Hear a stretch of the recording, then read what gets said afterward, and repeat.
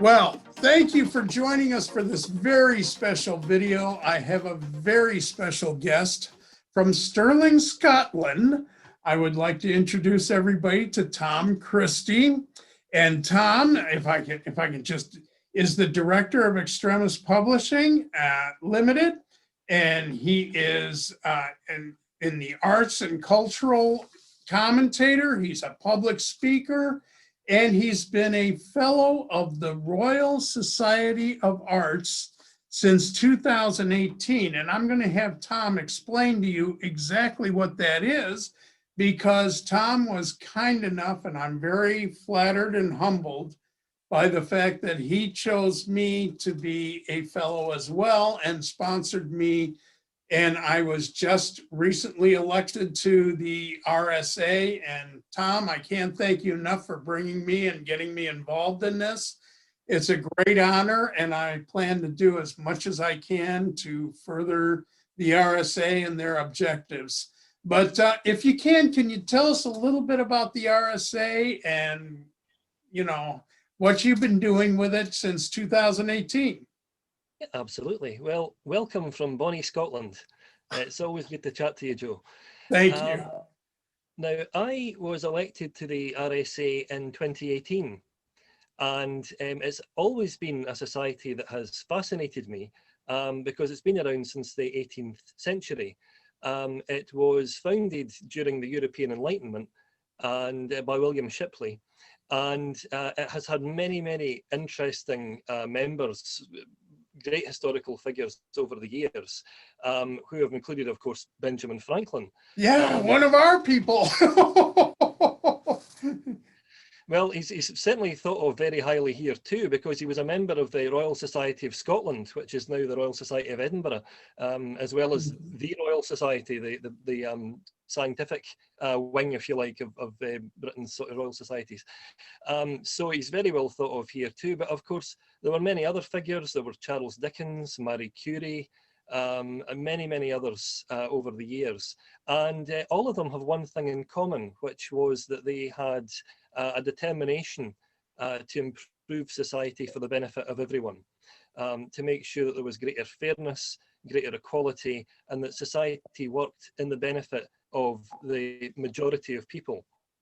And it does this in a way which is non-political, non-religious, and really is concerned first and foremost with making sure that everybody is treated with respect and with fairness.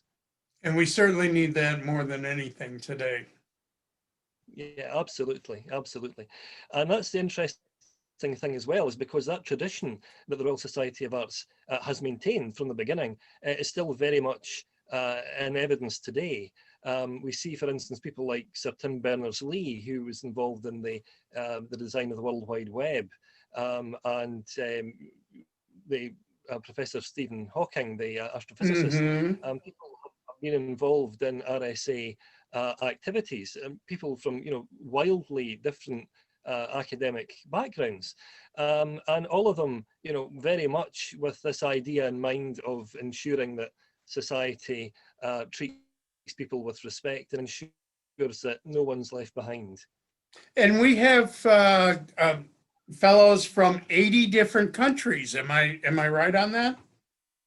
Yes, that's absolutely right. 30,000 members over 80 different countries. So it's a very strong society, and some of the greatest thinkers of our modern time are involved in this right now, and working on a plethora of different projects and change-related efforts in both climate, in people, in education, just about every field you can imagine, as well as the arts. Yes, absolutely. I mean, the original name of the Royal Society of Arts was the Royal Society of Arts, Manufactures and Commerce. And that takes in a huge swath of different disciplines. You know, in the 19th century, of course, we are more inclined to think of the Industrial Revolution, and we think of factories, and we think of mass manufacture. Of course, as time's gone by, now we think of digital industry, we think of e-commerce, and all of the many different things that we're involved in. Obviously, in the case of you and I, digital publishing is right up there as one of the major areas, because it's one that helps us to disseminate information right across the world very rapidly. More so perhaps than Charles Dickens would have ever imagined in the 19th century, when his books were sent out in crates and people were waiting at the dockside for his books to arrive. Now we're able to get a book out within, what, 48 hours. And you wonder, you know, what these historical figures would have made of just the way that we're able to get these messages out there so quickly. Well, it's definitely made the world smaller from that standpoint, that we can reach out to people all over the world, and well, just as you and I are doing. I mean, it's funny, Mary and I were talking about the days of long distance long ago, where you had to wait until like 8 o'clock at night in a particular time zone just so you could call somebody. And now, you know, here we are chatting in Tennessee and Scotland, and like, you know, like you were down the block. So, I mean, and that has allowed us to do more and to accomplish more. And that's one of the great things about the RSA, is the fact that you've got people working in those 80 different countries, all aiming for the same proponents of change, working on different problems that we have in society today and trying to find solutions and answers to that, which just makes it incredible, because you can draw from a wealth of knowledge where before you only had individuals that were working on things. So, Yeah. which makes a huge difference. And again, makes me so proud to be part of the RSA on this. Now, are there any particular projects you're working on with the RSA yourself, or? Well, I've been following with great interest some of the different ideas that are being proposed.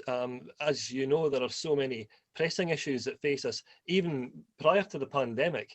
There are issues of environmental sustainability. There are issues of income inequality, and really questions about what employment's going to look like in 10, 20, 50 years' time. One of the key issues that the RSA has been involved in has been the fact that many young people today are going to be employed in jobs that don't exist at the moment. And there's this question of what might these jobs look like? What might these new industries look like?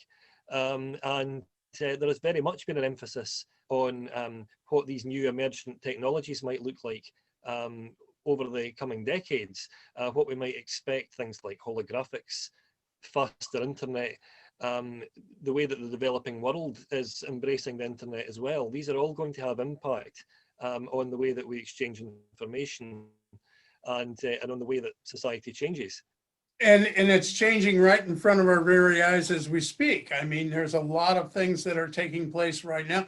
And especially, it's amazing, but the COVID pandemic has done nothing but escalate this whole problem, because now we're learning to deal with even faster through digital computers and through meetings and that type of thing that we've never had before. So it's even the workforce, the way it is today, has changed dramatically compared to where it's going to be in another 5 years from now.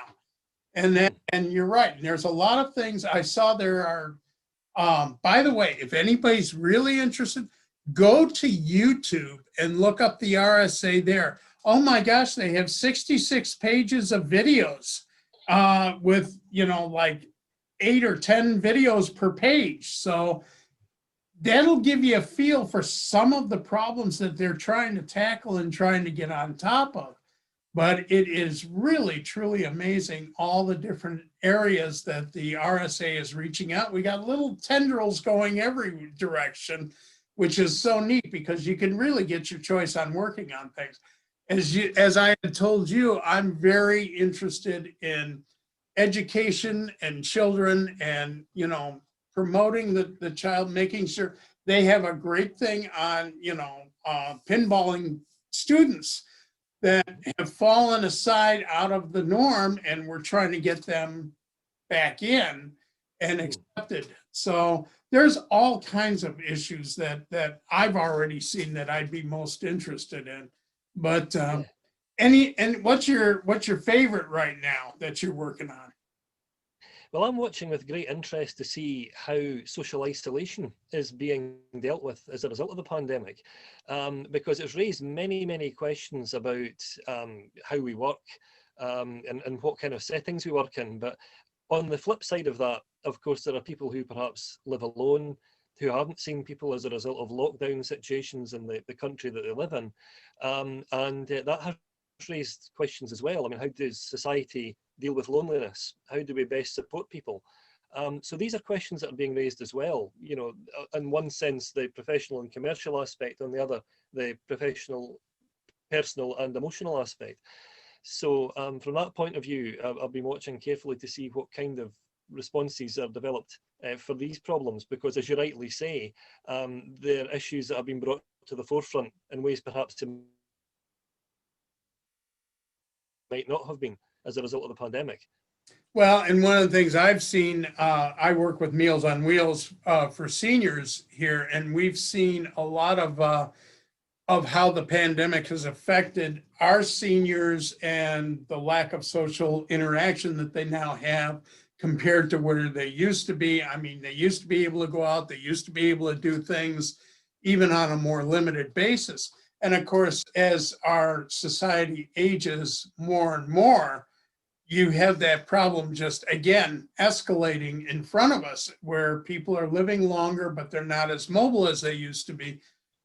And now with the pandemic, it's just become a real problem. So things like Meals on Wheels become a vital part of keeping these people alive and vibrant in our society. And there's going to be more and more situations like that as we go on.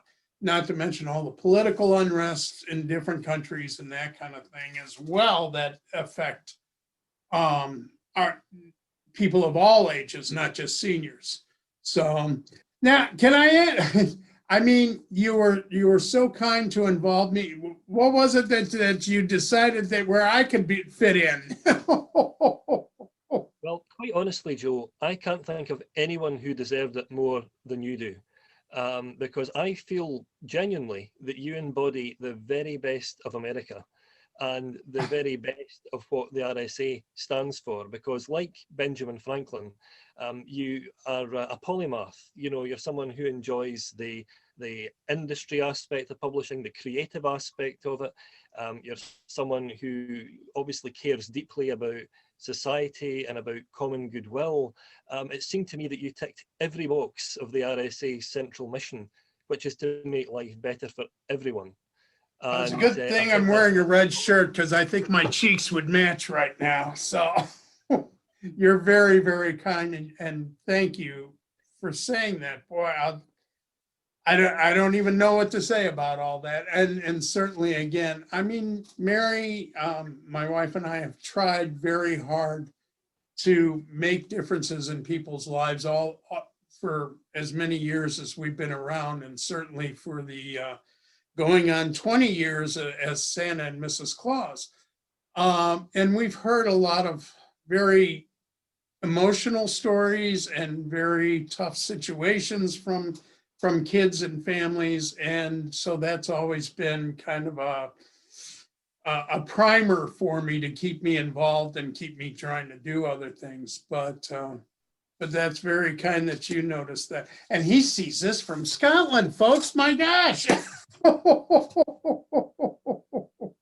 And of course, Tom, you know, you have been involved in so many things, and you've involved so many people and helped so many people in your publishing house, and some of the wonderful people that you've got involved in your stable is just incredible. And I'll tell you, you're somebody I've always looked up to, and I love reading your books. I love, hearing what you've got coming out with the next, and all the people involved in this. So you're somebody I look very highly toward. And I mean, I'm so impressed with you and what you and your sister have done, and the strides you have taken. And now let me I would, ask you a question.